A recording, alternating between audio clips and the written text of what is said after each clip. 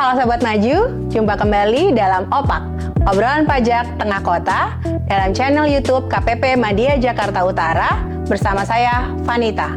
Dalam episode kali ini, kami akan memberitahukan informasi mengenai Cortex, merupakan layanan administrasi perpajakan yang akan mulai diimplementasikan tanggal 1 Juli 2024. Salah satu proses bisnis yang akan kami bahas adalah pelaporan surat pemberitahuan atau SPT. Tujuan pelaporan SPT dalam Cortex: 1. Meningkatkan efisiensi dalam penyampaian SPT. 2. Memberikan kemudahan kepada wajib pajak dalam memenuhi kewajiban penyampaian SPT. Kedua, penyampaian SPT. Wajib pajak dapat menyampaikan SPT dengan cara 1. Melalui kanal yang telah ditentukan oleh Direktorat Jenderal Pajak. 2. Melalui pos. 3. Datang langsung ke KPP. Ketiga, alur penyampaian SPT. Alur penyampaian SPT dengan menggunakan kanal yang telah ditentukan, yaitu melalui saluran elektronik, input jenis SPT, pembuatan SPT, validasi data, klik bayar dan lapor, tanda terima. Pembaharuan dalam proses bisnis pelaporan SPT antara lain penghitungan PPh pasal 25. Pada portal wajib pajak tersedia menu alat bantu penghitungan PPh pasal 25 yang dapat digunakan oleh wajib pajak dalam menghitung pajak terutang. Pembaharuan lainnya adalah terkait dengan SPOP PBB. Di antaranya, bentuk formulir yang digunakan saat ini, penyampaian hanya menggunakan formulir dalam bentuk elektronik.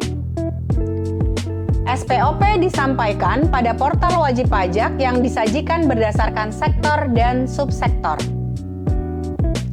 Data SPOP telah terpopulated saat registrasi. Pembaharuan lainnya adalah terkait SPT masa PPN. Pemungut PPN, non-PKP, atau pemungut PPN PMSE diantaranya adalah aplikasi tidak hanya dapat diakses oleh wajib pajak yang telah PKP, tetapi bisa diakses oleh PKP, non-PKP, PKPDM, dan pemungut PPN. Nomor seri faktur pajak tersedia secara sistem dan otomatis terdapat pada satu aplikasi. Kompensasi pajak masukan akan terisi secara otomatis dan sistem akan menyediakan informasi saldo kompensasi kelebihan pajak masukan.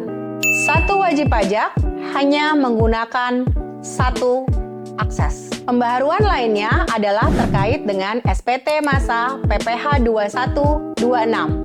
Di antaranya adalah penghitungan PPh pasal 21 bagi pegawai tetap menggunakan tarif efektif dan lebih sederhana. Wajib pajak melakukan pemusatan, wajib pajak cabang dapat menerbitkan bukti potong, namun SPT dilaporkan dan dibayarkan oleh wajib pajak pusat. Jika ada perubahan aturan, wajib pajak tidak perlu melakukan update aplikasi karena proses pembuatan SPT telah terintegrasi melalui aplikasi iBupot berbasis web. Pembaharuan lainnya terkait dengan SPT PPh Unifikasi. Di antaranya adalah fasilitas PPh DTP atau ditanggung pemerintah akan terintegrasi dengan iBupot bersama fasilitas lain yang dimiliki oleh wajib pajak yang dipotong PPh. Pembuatan kode billing atas kekurangan pembayaran dalam SPT telah terintegrasi dengan draft SPT. Instansi pemerintah maupun non-instansi pemerintah menggunakan SPT yang sama. Pembaharuan berikutnya adalah terkait SPT PPh Badan. Di antaranya adalah pengisian SPT tahunan badan dimulai dari induk dengan menjawab pertanyaan. Kemudian dilanjutkan ke lampiran yang dipersyaratkan berdasarkan jawaban pertanyaan. Terdapat pertanyaan ya atau tidak sebagai penentu lampiran yang perlu diisi.